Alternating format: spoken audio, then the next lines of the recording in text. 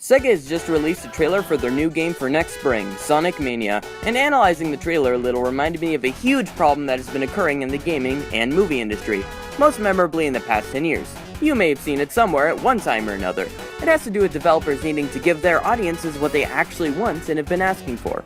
Some franchises have been very fortunate for people recently. Bethesda's knocking it out of the park with the Fallout and Elder Scrolls franchises. Nintendo has delivered beautifully on Smash 4 and Mario Kart. But for a lot of gamers, it seems to be merely a relic of the past for them. It seems that some developers have made beloved games that everyone loves, and then following it up in new installments and just falling completely short. A few examples to refresh your memory. The Halo games developed by Bungie are some of the greatest FPS games to date, and Halo 2 is one of the biggest memory makers. But after Bungie left with Activision, the reins were given to 343 Industries, who made Halo 4 and 5. The overall opinion of the more modernized games has been very low from what was a franchise that was so high up. The same thing happened to Doom, Call of Duty, and Fable, but most famously, to Sonic. Sonic was an icon in the 90s. He was a super fast hedgehog with an attitude, and the marketing of a genius. The first Sonic games were smash hits, and made Sega from nothing into a household name just like that. But after the Genesis, Sonic has had more than a fall from grace. The Saturn was a failure, and Sonic was mysteriously absent. And by the time the now beloved Dreamcast came into picture, not even Sonic Adventure 1 and 2 could save the franchise from its fall. And Sonic took Sega down with it, creating games instead of consoles. And to add insult to injury, Sonic could not make it back on his feet, instead getting lower and lower, every good game outweighed by some really bad ones. Until today, something very interesting happened. Sega unveiled the trailer for Sonic Mania, a new adventure that takes a classic look at the second game and makes a whole new adventure out of it. Now you might be asking why this is such a big deal to me, and the answer lies with Sega's history. That same pattern falls often with great older franchises that cannot make a comeback. But why? Why does this happen? Here's the shocker. It's you. You love these games and wanted more. Sonic 2 for me was such an awesome game.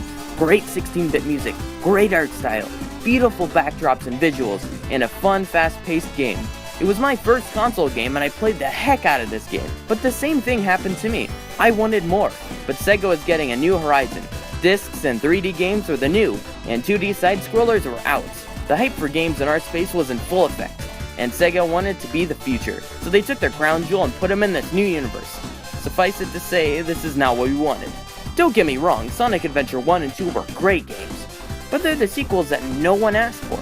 Everyone wanted the old Sonic because that's what they loved, and every community has been very vocal about this. Yes, every community affected by it has countless forums and threads to vent their anger on the new games. Everyone is asking for more of the awesome experiences that they had before.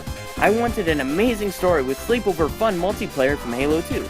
But it seems that no matter how many petitions we sign as a community and what we want, we fall upon deaf ears. But why? It makes no economic sense. If your customers demand a product, you give it to them. If no one wants it, then your product won't sell, and companies cannot succeed like this.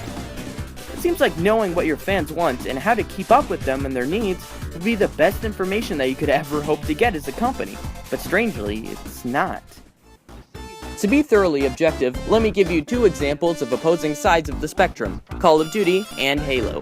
Halo had wonderful games and so much fun on the couch with friends and online with the early days of Xbox Live. But as soon as Bungie started leaving the IP to pursue other projects, it seemed to be the franchise's conclusion.